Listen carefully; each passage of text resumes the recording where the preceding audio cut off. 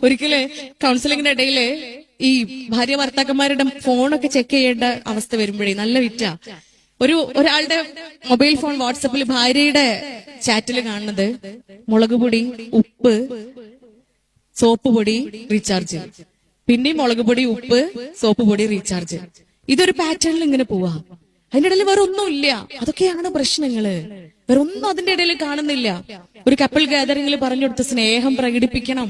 അതുകൊണ്ട് നിങ്ങൾ I love you എന്നൊക്കെ പറയാ, ഐ ലവ് യു എന്നൊക്കെ ഒന്ന് സെൻഡ് ചെയ്യാ.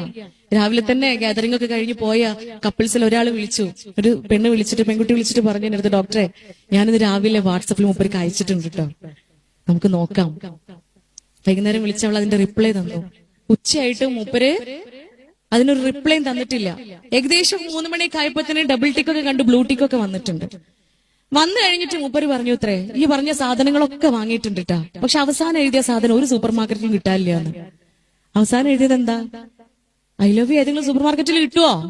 അത് ഓന്റെ അടുത്തല്ലേ ഉള്ളത്. അത് പ്രകടിപ്പിക്കാനുള്ളതാണ് പ്രിയപ്പെട്ടവരെ. അതിന്റെയൊക്കെ കുറവാണ് ഈ കാണുന്നത്. നമ്മള് വീട്ടിൽ വന്നാൽ ഈ കലഹങ്ങളും ബഹളങ്ങളും അഭിപ്രായ വ്യത്യാസങ്ങളും മാത്രം, അസ്വസ്ഥത മാത്രം കാണുന്ന മക്കള് സുഖം തേടി പോകുന്നതിൽ അവരെ എങ്ങനെ കുറ്റപ്പെടുത്തും? പക്വതയെത്താത്ത മക്കളാണ്. Adolescence period is a transition period from childhood to adulthood. ചൈൽഡ്ഹുഡിൽ നിന്ന് അഡൾട്ട്ഹുഡിലേക്കുള്ള ഒരു ട്രാൻസിഷൻ പീരീഡ് ആണ്.